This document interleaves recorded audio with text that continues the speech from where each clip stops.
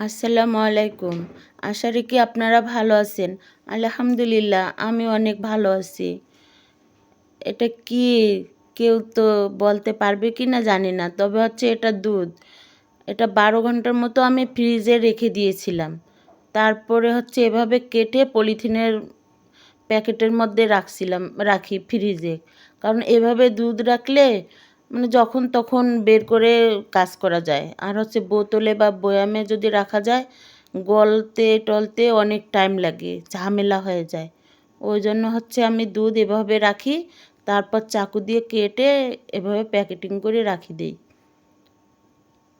এটা আমার কাছে ইজি মনে হয়, এজন্য আমি এভাবে রাখি দুধ। ভালো লাগলে অবশ্যই জানাবেন।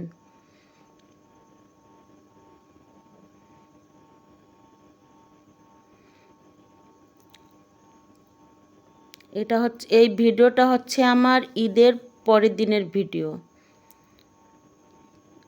কালকে অবশ্য একটা কারণবশত ভিডিও দিতে পারি নাই, এজন্য আজকে দিচ্ছি। এটা করলা আলু এগুলো ভাজি করতেছি, রসুন পেঁয়াজ মরিচ এই দিয়ে। এটা হচ্ছে হাঁসের মাংস।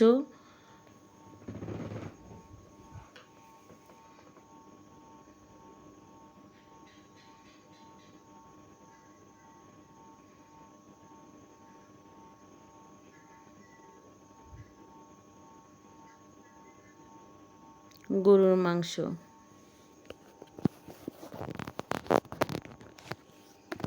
এই মুহূর্তে যারা আমার ভিডিওটা দেখতেছেন, যদি কোথাও একটু ভালো লাগে অবশ্যই একটা সাবস্ক্রাইব করে আমার সাথে থাকবেন আর লাইক দিয়ে পুরো ভিডিওটা দেখবেন।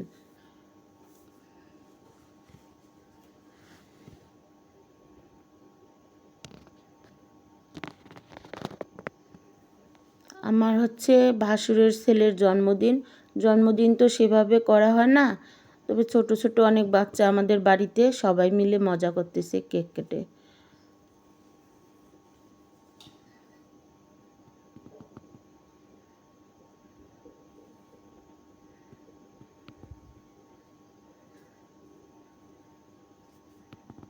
ও কেক নিয়ে খুঁজতেছে কাকে আগে দিবে, এটা খুঁজে শেষ পর্যন্ত না পেরে নিজেই খেয়ে নিল। আর হচ্ছে যে নাচ করতেছে আমার ভাসুরের নাতি নাতনি আর এক ভাসুরের মেয়ে। ভালো লাগলে অবশ্যই একটা লাইক কমেন্ট শেয়ার করবেন আর সাবস্ক্রাইব করে আমার পাশে থাকবেন।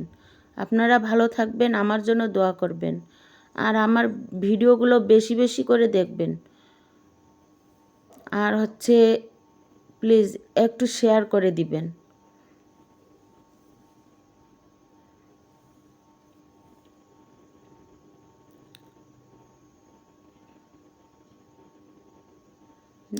নাচতেছে কীরকম, ঘুরতেছে ফিরতেছে, ভালোই লাগতেছে। আপনারা ভালো থাকবেন। আল্লাহ হাফেজ।